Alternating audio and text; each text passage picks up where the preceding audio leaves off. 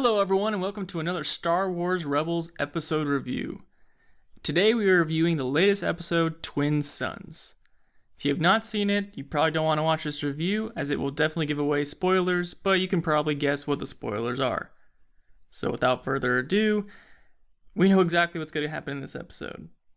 This episode was really hyped up with trailers that have been out for months between the battle of Kenobi and Maul.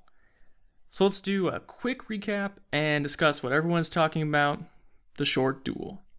So the episode starts out with Maul in the desert looking for Obi-Wan. He's searching aimlessly on this planet, can't find him on Tatooine, so he decides to lure Ezra into a trap to bring him to Tatooine and kind of get him there as bait. He does this through the holocrons, which was pretty cool and something we've kind of seen before. And what I really liked was, as Ezra's kind of asking permission from Hera, she's like saying, Obi-Wan's not alive, like it was confirmed dead. Plus, why would he be hiding on some backwater world rather than helping the rebellion? And I thought that line was pretty cool because, you have to wonder, like, what is Obi-Wan doing?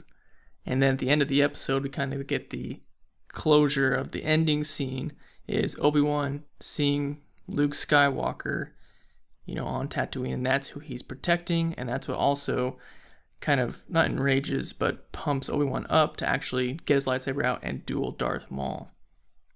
So, sorry for that little tangent, back to the episode.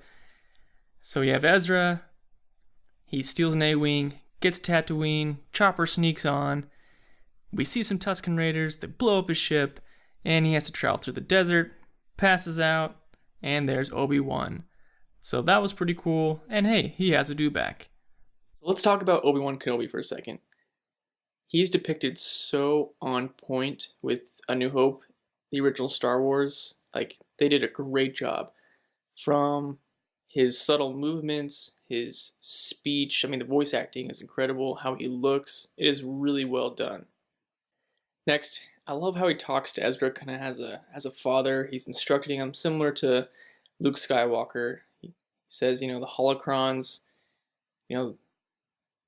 they tell you things and you kind of see them through your own tunnel vision and you decide what they mean to you. So you can kind of change what's happening there.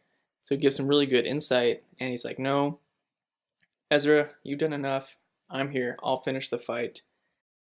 Alright, so first thoughts about this duel. When I watched it live, I was like, wait, he just died? What happened? I was upset. I really was, because when I just watched it live, I was like, wait, I just didn't understand what was going on. And I totally loved what he said in Obi-Wan's arms about, was he the chosen one? Avenge us. Those were some critical moments that I think really tied up some ends and depicted Maul as this not so terrible guy. He got screwed and he was on this adventure, and it just kind of wraps it up. And I like those parts. The actual duel, I had to watch and rewind a couple times, but then it really took until I watched Rebels Recon, where the executive producers and the animators of Star Wars actually told what happened, because I didn't catch it at first glance, mainly because it just happened so quickly.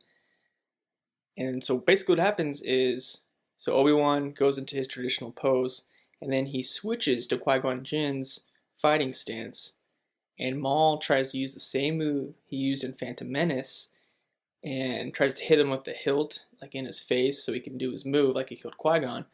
But Obi-Wan sees that, flips on him, does a strike down the middle of the hilt, which is a perfect counter, and kills him.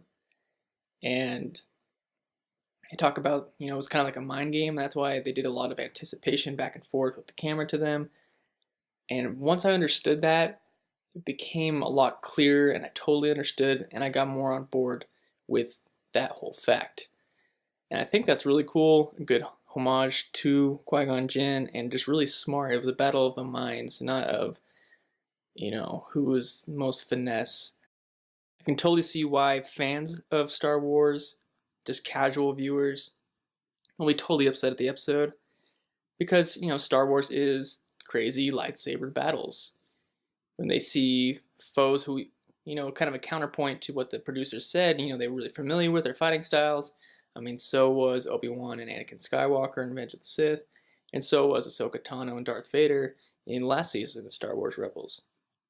So I've seen people who know very intimate knowledge of each other's fighting styles fight for a long time in these epic battles. So I get the counterpoints there and why an audience would be upset. But I think once you understand the in-depth kind of samurai battle of the minds countering with the Qui-Gon Jinn stance, you really understand what they were trying to do here. And it's kind of sad that people won't know that unless they're either told or watch Rebels Recon and hear the producers say themselves. So that's why this episode will get a lot of hate from casual fans, and I was like that at first until I really understood what was going on. So hopefully I'll help spread the message of what is actually happening here, so I can kind of flip you from being not so mad and to fully understanding what the show was trying to portray, which I think was really cool. And it had a lot of symbolism in it, especially with once you complete that with the dying in their arms, holding him, and telling about the Chosen One, just like Qui-Gon Jinn did in The Phantom Menace. So that's pretty much all I wanted to cover. Really wanted to explain that duel, which seems to be a hot topic right now. Thanks for watching this video. Definitely click the subscribe button if you haven't for these daily Star Wars videos that I do. I hope to see you all in the next episode of Star Wars Lore.